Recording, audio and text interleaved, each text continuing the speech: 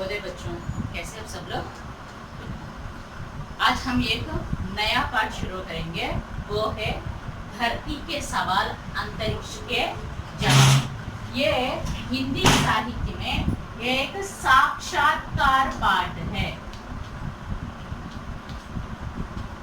हिंदी साहित्य में एक साक्षात्कार पाठ है। साक्षात्कार यानी इंटरव्यू, माने हम किसी एक व्यक्ति को आमने सामने बैठकर प्रश्नों की पूछताछ किया जाता है, उसे हम साक्षात्कार कहते हैं।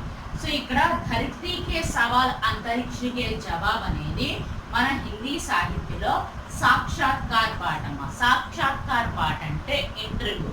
సో మనం ఒకరికి ఎదురుగా కూర్చొని ఒకరి క్వశ్చన్స్ అడిగితే ఇంకొకరు ఆన్సర్స్ చెప్పడం జరుగుతుంది. దాన్ని మనం సాక్షాత్కార పాఠ అని అంటాం. సో ఇక్కడ उन्मुखीकरण जो विधाता द्वारा बनाई गई सृष्टि में अनेक जीव जंतुओं ने इस संसार में जन्म लिया है. उसमें पशु पक्षियों को मानव की तुलना में कुछ विशिष्ट प्राकृतिक गुण प्राप्त हुए हैं. पक्षियों को मुक्त आकाश में विचरण करते देखकर हम यही सोचेंगे कि काश हम भी उनकी तरह आकाश में ऊंची उड़ान भर पाते. इस आकांक्षा ने विल्बर राइट और ऑरविन राइट भाइयों को हवाई जहाज की खोज की प्रेरणा दी और उन्होंने आकाश में उड़ने वाले हवाई जहाज का आविष्कार किया. विधाता यानी भगवान ने इस सृष्टि का आविष्कार करता है.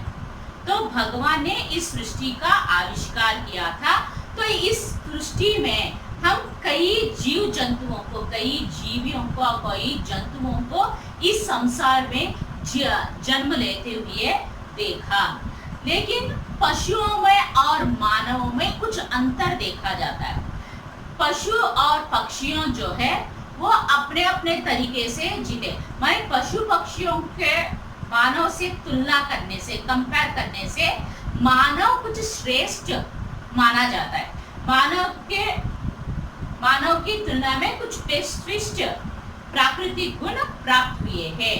तो हम पक्षु अपने स्थान के लिए प्रत्येक है, पक्षी और पशु भी और पक्षी अपने अपने स्थान में प्रत्येक है. तो इसकी तुलना करेंगे तो हम पक्षियों में कुछ विशिष्ट गुण देख सकते हैं. जैसे कि पक्षी को हम देखकर, पक्षी को हम क्या करते हैं, पक्षी को दो पंख होते हैं, वो आकाश में आसानी से उड़ सकते हैं, माने स्वेच्छ से वो उड़ जाते हैं. तो उड़ता हुआ पक्षी को देखकर हमारे मन में एक ऐसा आशा उत्पन्न होता है कि मैं भी पक्षी की तरह आकाश में उड़ पाऊं. है कि नहीं? सभी के मन में ऐसा आशा पैदा होता है कि मैं भी पक्षी की तरह पंख फैलाकर आकाश में उड़ता तो कितना अच्छा होता. तो वही आशा जो है दो व्यक्तियों में पैदा हुआ है. वो है कौन है? विल्बर राइट और ऑरविन राइट. ये दोनों राइट ब्रदर्स, हम अंग्रेजी में इनको राइट ब्रदर्स कहते हैं. उनके नाम है विल्बर राइट, ऑरविन राइट. तो इन दोनों ने पक्षी को देखकर हवाई जहाज, माने उनमें भी उड़ने की प्रेरणा मिली, वो भी इंस्पायर हुए, वो भी उड़ना चाहते. इसीलिए उन्होंने आकाश में उड़ने वाली हवाई जहाज का निर्माण किया. सो आविष्कार किया, माने हवाई जहाज का आविष्कार किया. तो ये हवाई जहाज में बैठकर हम भी पक्षी की तरह उड़ान भर सकते हैं. समझ में आया? సో ఇక్కడ మనకి విధాత అంటే భగవంతుడు. సో ఈ భగవంతుడు ద్వారా సృష్టించబడిన ఈ సృష్టిలో చాలా మంది జీవులు, చాలా మంది పశు పక్షులు అనేవి మనం చూస్తూ ఉన్నాం. ఈ ప్రపంచంలో చాలా జీవరాశిని మనం చూస్తూ ఉన్నాము. సో అలా పశువులు, పక్షులు ఇంకా మనుషుల్లో చూస్తుంటే ప్రతి ఒక్కరికి వాళ్ళ ప్లేసెస్తో, పశువులకి తన ప్లేస్ చాలా ప్రత్యేకమైన స్థానం ఉంది. పశువులకు కూడా ప్రతి ఒక్క దానికి కూడా ఒక్కొక్క విశిష్టమైన గుణం ఉంది. అలానే మానవులకు కూడా ఆలోచింపదగే శక్తి అనేది ఉంది. సో ఇలా ప్రతి ఒక్క జీవికి తనకంటూ ఒక ప్రత్యేకమైన స్థానం ఉంది. సో అలా చూసుకుంటే పక్షులని మనం కంపేర్ చేసుకుంటే పక్షులకి 2 రెక్కలు ఉండటం కారణంగా అవి ఆకాశంలో స్వేచ్ఛగా విహరించగలుగుతున్నాయి.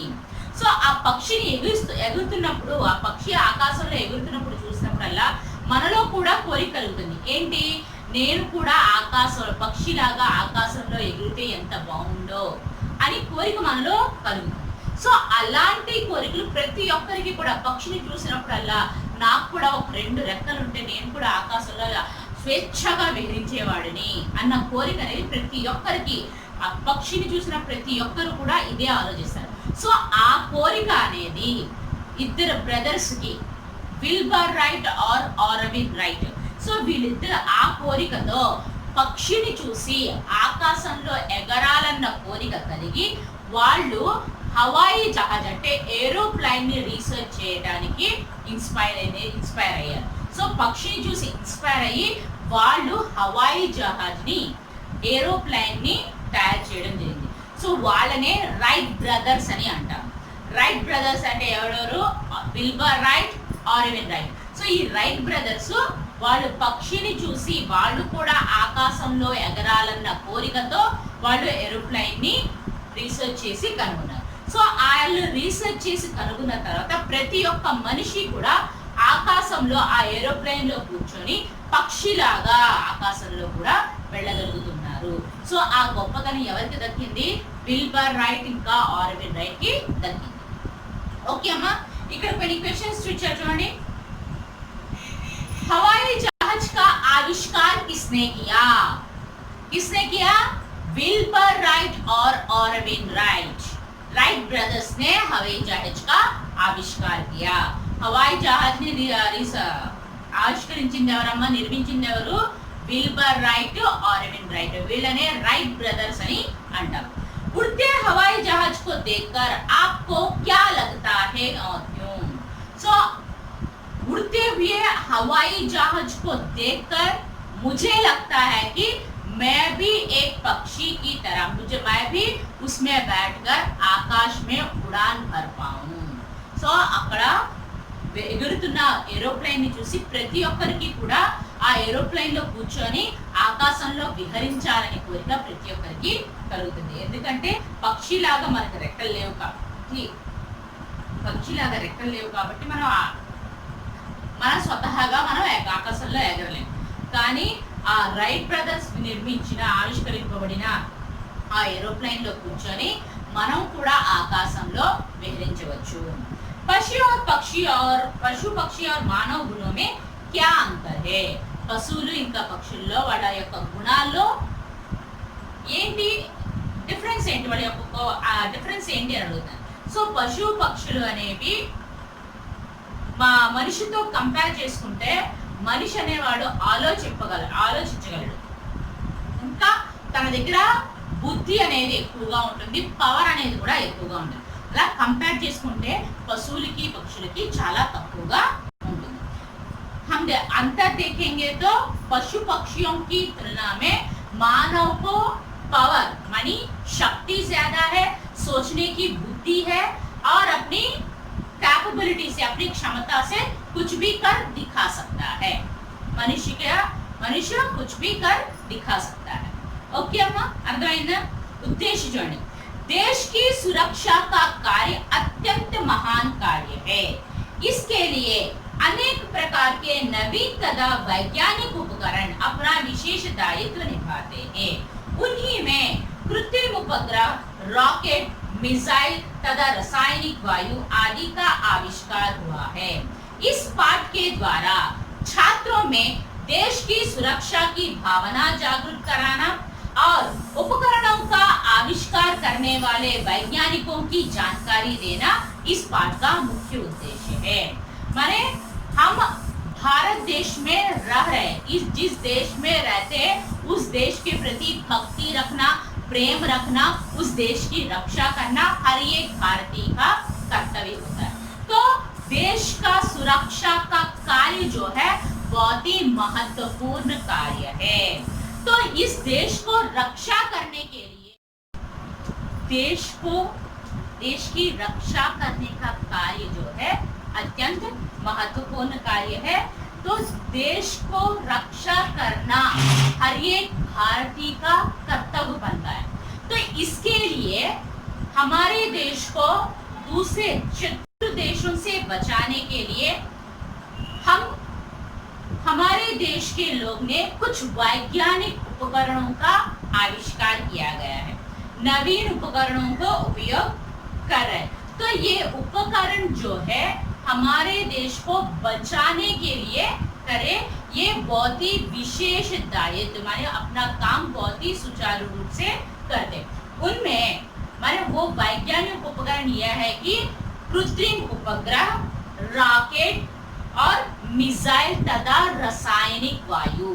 तो इन चीजों को उपयोग करके हम अपने देश को दूसरे देशों से, शत्रु देशों से हमले से बचाने के लिए ये बहुत लाभदायक होते हैं। सो इस पाठ के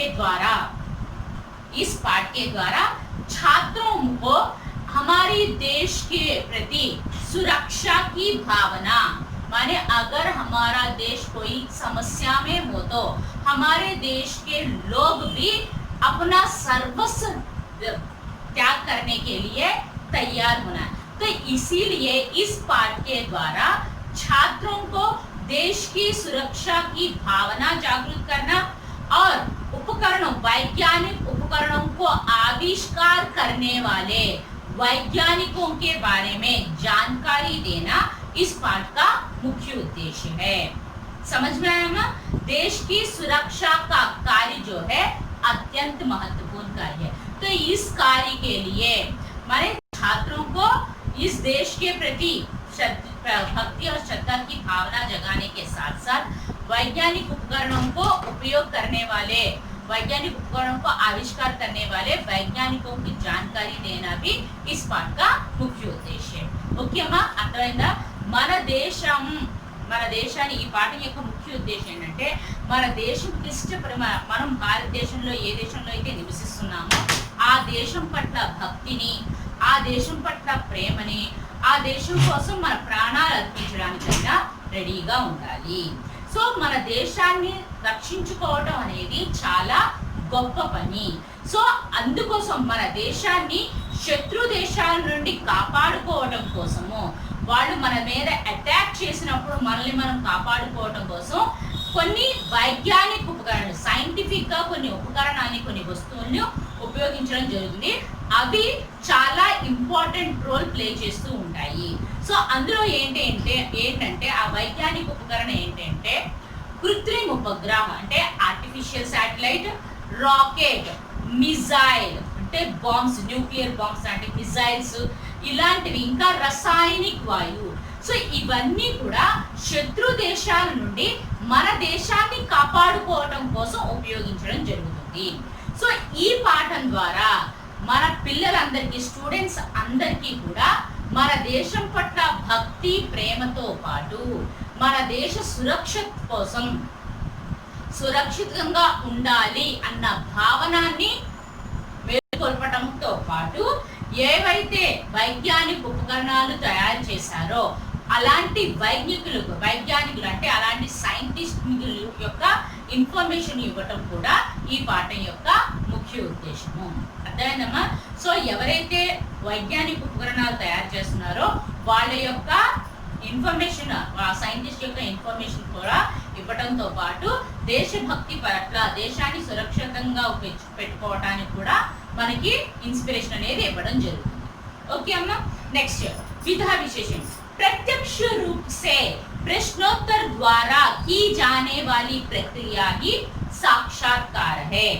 इस पाठ में साक्षात्कार विधा का परिचय दिया गया है, जिसमें भारत के पूर्व राष्ट्रपति मिसाइल मैन मान्य अब्दुल कलाम जी का साक्षात्कार, जो कि कुछ छात्रों ने लिया था, और थेसी थॉमस मिसाइल वुमेन द्वारा इंडिया टुडे साप्ताहिक पत्रिका को दिया गया साक्षात्कार यहाँ प्रस्तुत किया गया है.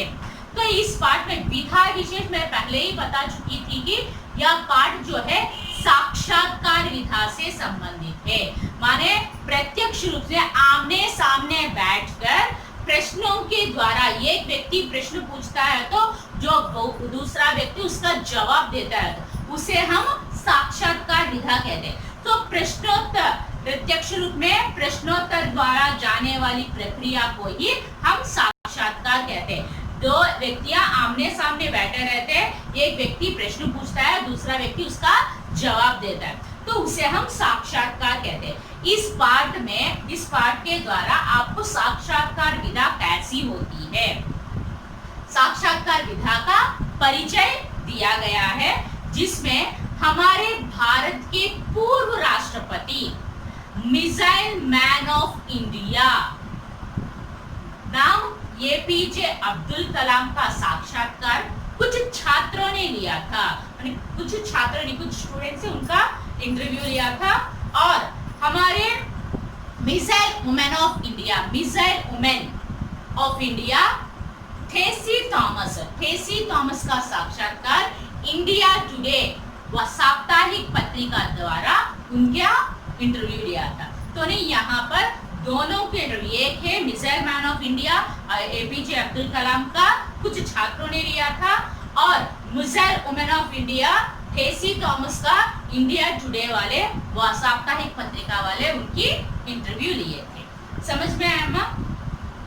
సాక్షాత్కార విధా విశేషంలో ప్రత్యక్ష రూపంలో ఒకరు ఎదురుగా కూర్చొని ఒకళ్ళు క్వశ్చన్స్ అడుగుతూ ఉంటే ఇంకొకళ్ళు ఆ క్వశ్చన్స్ కి ఆన్సర్స్ చెప్పడం జరిగింది. సో అలాంటి ప్రక్రియనే సాక్షాత్కార అని అంటాం.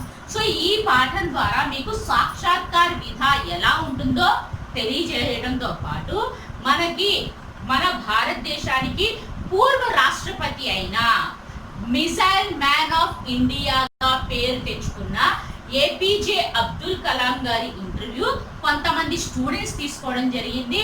ఇంకా missile women of India Tessy Thomas యొక్క ఇంటర్వ్యూ ఇండియా టుడే ద్వారా, ఇండియా టుడే అనే న్యూస్ పేపర్ వీక్లీ మ్యాగజైన్ వాళ్ళు ఆమె ఇంటర్వ్యూ తీసుకోవడం జరిగింది. సో వీళ్ళ ఇద్దరి యొక్క ఇంటర్వ్యూస్ ని ఇక్కడ మీకు పాఠం రూపంలో ఇవ్వడం జరిగింది.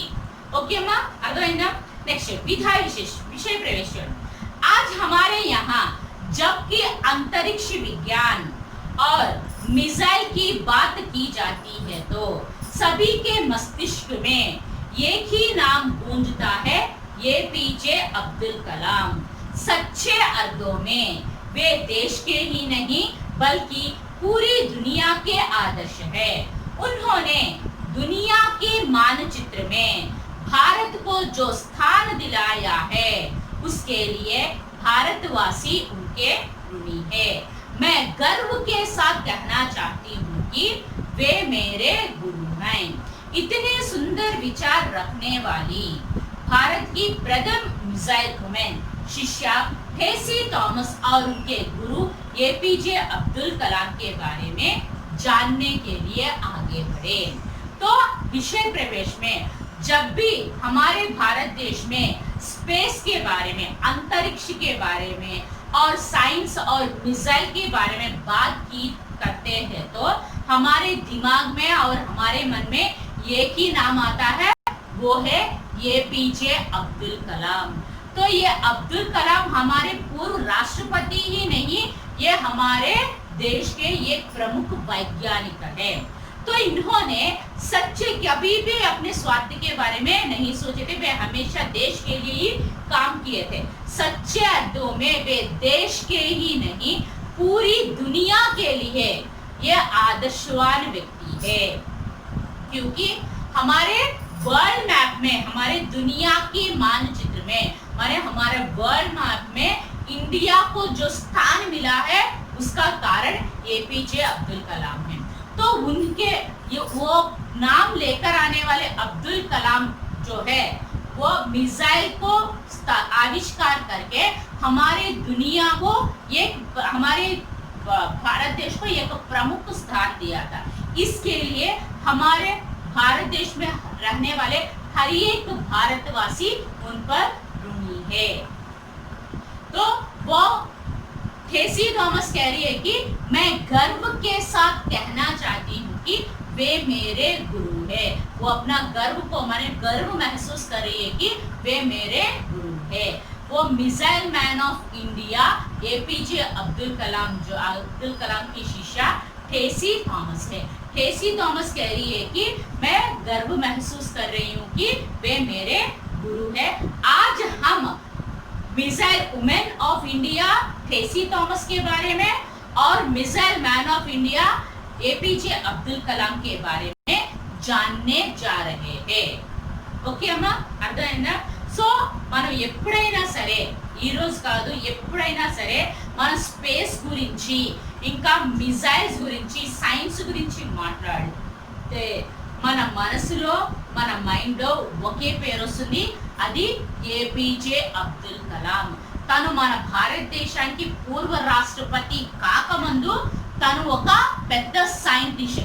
సో తన రీసెర్చెస్ వలనే, తను రీసెర్చ్ చేయడం వల్లే తను ఏం తయారు చేశాడు, మిసైల్ అనేది తయారు చేశాడు. సో మన శత్రు దేశం మన దేశం మీద ఆక్రమణ చేయకుండా మనల్ని మనం కాపాడుకోవడానికి మిసైల్ని తయారు చేశారు ఏపీజే అబ్దుల్ కలాం. సో నిజమైన అర్థంలో మన దేశానికి కాదు ప్రపంచానికే తను చాలా ఆదర్శమైన వ్యక్తి.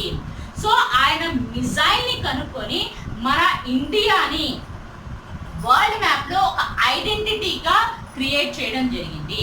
సో ఇప్పటికీ కూడా మనం మిసైల్ గురించి మాట్లాడితే ప్రపంచం అంతా కూడా ఏపీజే అబ్దుల్ కలాం గురించే మాట్లాడుకోవడం జరిగింది. సో దీనికోసం ఈ మిసైల్ ని కనుక్కోవడం వల్ల మన వరల్డ్ మ్యాప్ లో ఇండియాకి ఒక గుర్తింపు అనేది వచ్చింది.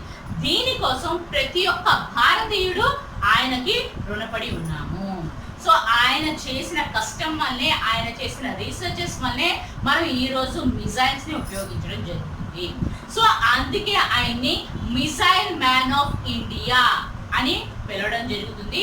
సో ఆయన మనం అందరూ కూడా ఇప్పుడు ఠేసీ థామస్ ఏం చెప్తున్నారంటే, నేను చాలా గర్వపడుతున్నాను, ఆయన నా గురువు అని చెప్పడానికి నేను చాలా గర్వంగా ఫీల్ అవుతున్నాను అని చెప్తున్నాను. సో తనకి ఠేసీ థామస్ కూడా మిసైల్ ఉమెన్ అన్న బిరుదుని ఏపీజే అబ్దుల్ కలాం గారే ఇవ్వడం జరిగింది. సో ఈ రోజు మనం ఈ పాఠంలో మిసైల్ ఉమెన్ ఠేసీ థామస్ గురించి, ఇంకా తన గురువు అయిన ఠేసీ థామస్ గురువు అయిన APJ Abdul Kalam missile man of India గురించి ఈ రోజు మనం మాట్లాడుకోబోతున్నాము, చదువుకోబోతున్నాము. అర్థమైందమ్మా ఇంతవరకు? సార్ ఉన్ముఖీకరణ అన్ని జాగ్రత్తగా చదువుతాను, అందరూ ఫింగర్ పెట్టి చూడండి. उन्मुखीकरण विधाता द्वारा बनाई गई सृष्टि में अनेक जीव जंतुओं ने इस संसार में जन्म लिया है। उनमें पशु पक्षियों को मानव की तुलना में विशिष्ट स्थान, विशिष्ट प्राकृतिक गुण प्राप्त हुए हैं।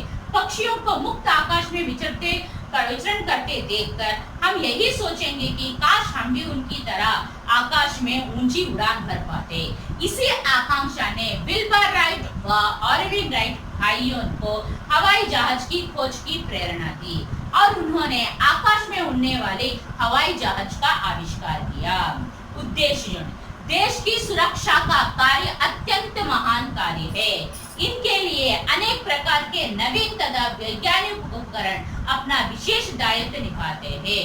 उन्हीं में कृत्रिम उपग्रह, रॉकेट, मिसाइल तथा रासायनिक वायु आदि का आविष्कार हुआ।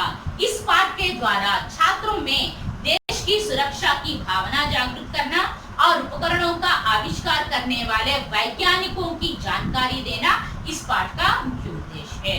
विधा विशेष प्रत्यक्ष रूप से प्रश्नोत्तर द्वारा की जाने वाली प्रक्रिया ही साक्षात्कार है। इस पाठ में साक्षात्कार विधा का परिचय दिया गया है, जिसमें भारत के पूर्व राष्ट्रपति मिसाइल मैन माननीय अब्दुल कलाम जी का साक्षात्कार जो कि कुछ छात्रों ने लिया था, और ठेसी थॉमस मिसाइल वुमेन द्वारा इंडिया टुडे साप्ताहिक पत्रिका को दिया गया। साक्षात्कार यहाँ प्रस्तुत किए जा रहे हैं। विषय प्रवेश आज हमारे यहाँ जब भी अंतरिक्ष विज्ञान और मिसाइल की बात की जाती है तो सभी के मस्तिष्क में एक ही नाम गूंजता है, एपीजे अब्दुल कलाम। सच्चे अर्थों में वे देश के ही नहीं बल्कि पूरी दुनिया के आदर्श है। उन्होंने दुनिया के मानचित्र में भारत को जो स्थान दिलाया है उसके लिए भारतवासी उनके ऋणी हैं। मैं गर्व के साथ कहना चाहती हूँ कि वे मेरे गुरु हैं। इतने सुंदर विचार रखने वाली भारत की प्रथम मिसाइल वुमेन शिष्या टेसी थॉमस और उनके गुरु एपीजे अब्दुल कलाम के बारे में जानने के लिए आगे बढ़े। ओके अम्मा, అర్థమైందా? होमवर्क చూడండి। धरती के सवाल, अंतरिक्ष के जवाब, उद्देश्य, विधा विशेष, विषय प्रवेश। Learn and write without seeing India। Okay माँ, धरती के साथ अंतरिक्ष జవాబులో ఉద్దేశ్య, విధా విశేష, విషయ ప్రవేశ మూడు కూడా చదివి చూడకుండా హోంవర్క్స్ లో రాయండి। నెక్స్ట్ క్లాస్ లో ఆ లెసన్ కంటిన్యూ చేస్తాం। ఓకే అమ్మా, థ్యాంక్ యూ, బాయ్।